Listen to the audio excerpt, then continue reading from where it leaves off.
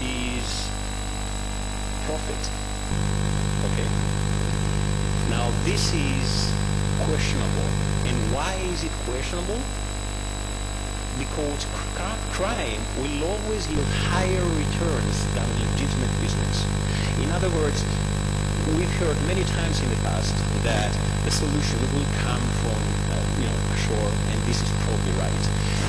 We should create long-term employment opportunities for young Somalis to be employed either in the fishing industry. And I always ask back my audience to earn what?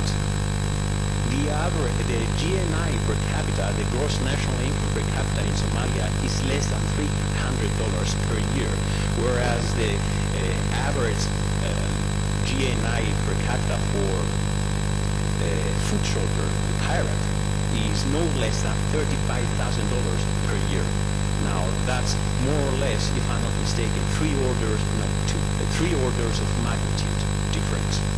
So forget about creating long-term opportunities, employment opportunities won't change the picture, at least the way we see it, because this is the reason crime will always yield higher returns.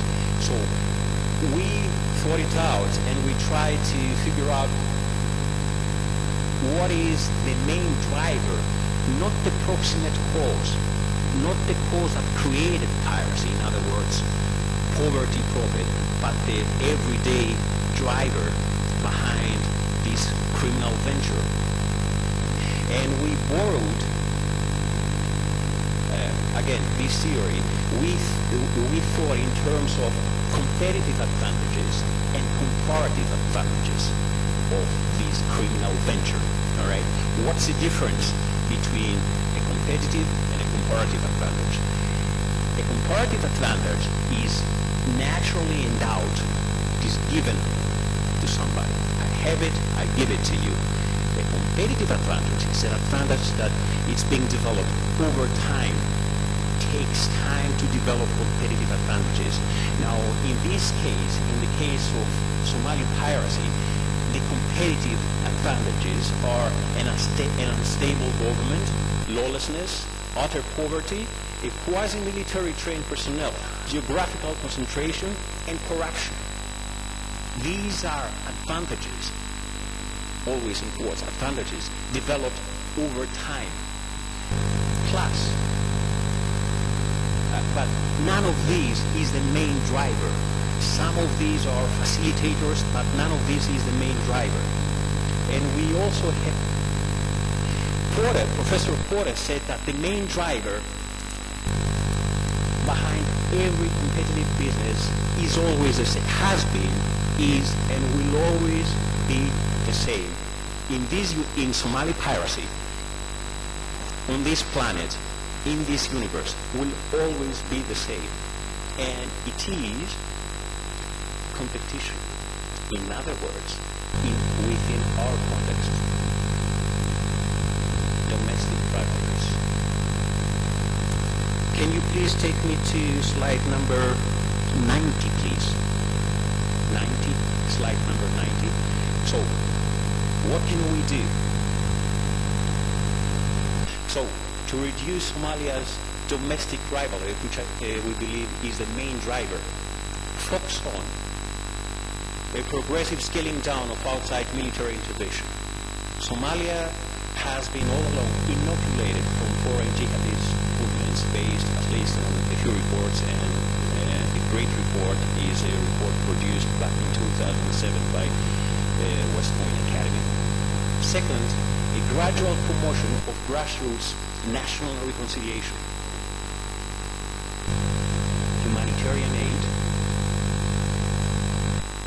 and development. However, this is what we call a constructive disengagement from Somalia. Most importantly, though, do not give up counter-terrorism activities. Help these guys. Do not guide them. Help them to help themselves, to solve their problems. Do not patronize them. Do not guide them. Let them do their own business. Let them take care of their own business. Have I answered your question?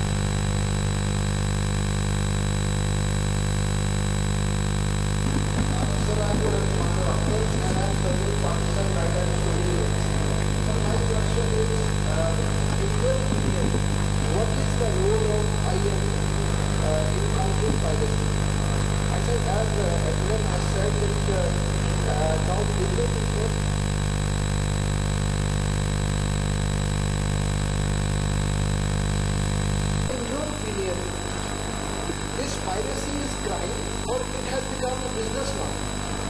And so the third thing, how do we compare a pirate with a terrorist?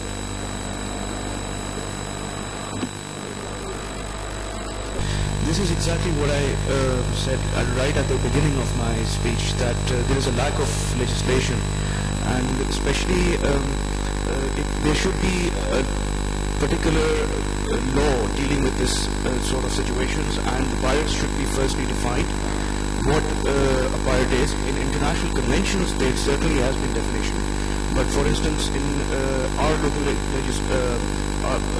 for instance in Pakistan, the parliament needs to pass an act which defines what is a pirate and what activities they conduct, and what is the penalties if they are caught, and how long they would be serving, they would be jailed for. And this would have to be done, for instance, in the case of Pakistan, for the jurisdiction of Pakistan. But when you go in the high seas, that's not the jurisdiction of Pakistan. So there has to be an initiative, like I think one of the questions came, who should initiate? So it should be initiated by the UN Security Council in form of a resolution, and then probably have a convention signed, and there should be signatories who should be bound to bring legislation in their respective jurisdiction in that aspect. Please, go ahead. I'd just like to say on this difference between pirates and terrorists. You see, terrorists have ideological motivations for whatever they are doing.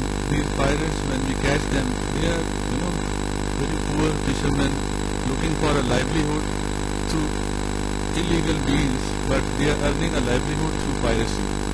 So these pirates are actually, you can't term them as terrorists. They are criminals, but they are not terrorists because they have adopted wrong means to earn a wage. So there is a clear distinction between terrorists and these pirates. Okay, we're going to take just one more question, and we need to keep it very short, sir. Go ahead. Okay, we'll get to you, sir. Go ahead. I'm Captain Shakil from Pakistan National Shipping Corporation. I have many questions in my mind, but I will keep myself brief. One thing I would ask George, when he says who, what does he mean by who is going to look into this matter? Right. Rather, he just said that we should go ahead and look for a solution. What is meant by we? Who is we? Yeah, one thing. Second thing, briefly, I would just like to add something to what the Admiral just has said about the pirates and terrorism. This is a very important distinction that is probably considered in insurance, because the policies has to look into whether the act was a pirate act or was it to be termed as a terrorist. I believe probably Sham would know better, that pirates are those people who are acting for their personal benefits, whereas terrorists are those who have some political motives in their mind. And when it is established that they are acting for some political aims or from state point of view, then probably this is a distinction that comes into the insurance world. That is a very important distinction that has to be interpreted when insurance covers are there. Right. Thank you. Thanks. We'll let George answer your first question. Okay. Thanks. Go ahead. Who needs to do it?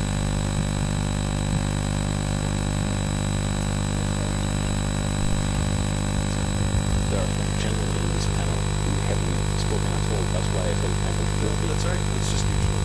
We're about finished. Okay, I'll start from the end. I fully agree with you. I fully agree.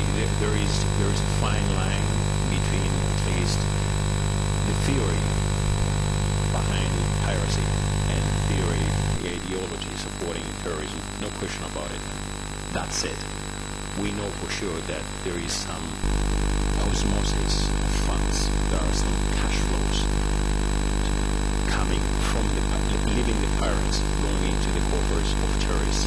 We know that around 25 to 30% of ransom paid to Somali pirates eventually found its way to terrorists.